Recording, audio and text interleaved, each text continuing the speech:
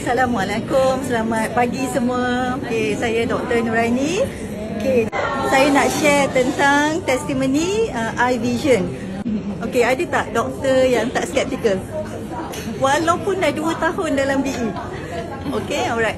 Jadi, bila saya dengar Farhana dan Fariha punya testimoni, dan saya kata, okay, why not? Saya dah ada sekotak kan? Jadi, sebelum ni saya guna cermin mata. Okey, masalah utama saya tak ingat lah macam Dr. Zana dia boleh quote berapa dia punya power semua tu. Tapi yang saya tahu, cermin mata saya buat pada tahun 2019 sebab saya nak pergi haji. Dan masa tu, masalah utama saya adalah saya tak dapat power untuk membaca. Bayangkan nak pergi haji, orang nak apa? Nak baca Quran sebanyak yang mungkin. Tapi saya tak boleh baca Quran yang standard size tu. Dengan power yang banyak kali tukar, check lagi, still tak boleh dapat. Okay, jangan nak kata bawa travel punya Quran lah, lagilah langsung tak boleh baca. Alright, jadi dan dua lagi masalah adalah rabun jauh tapi tak banyak, 100 je power saya. Yang masalah utama lain adalah glaring, astigmatism. Yang mana kalau tak pakai cermin mata, jangan haraplah nak drive. Sama je warna kan. Jadi kita akan rasa takut tak boleh nak drive kan. Alright, jadi Alhamdulillah saya gunakan kotak yang pertama 2 sachet 2 kali sehari.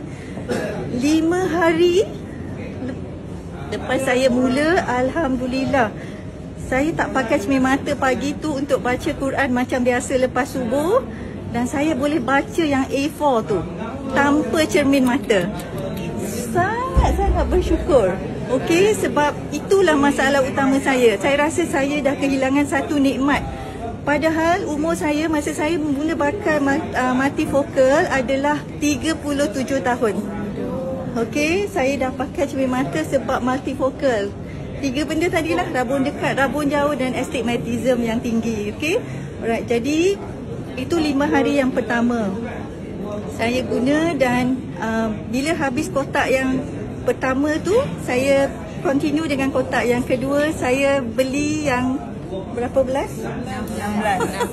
16. Okey, jadi dengan mula satu kotak, akhirnya pergi kepada yang 16 free 3.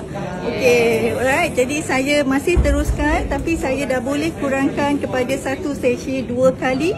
Dan saya maintain apa yang saya boleh. Dan saya boleh drive. Pada hari ni saya sampai BE pukul 8.30 malam sebab dari Kuala Selangor. Banyak sangat urusan. Okey.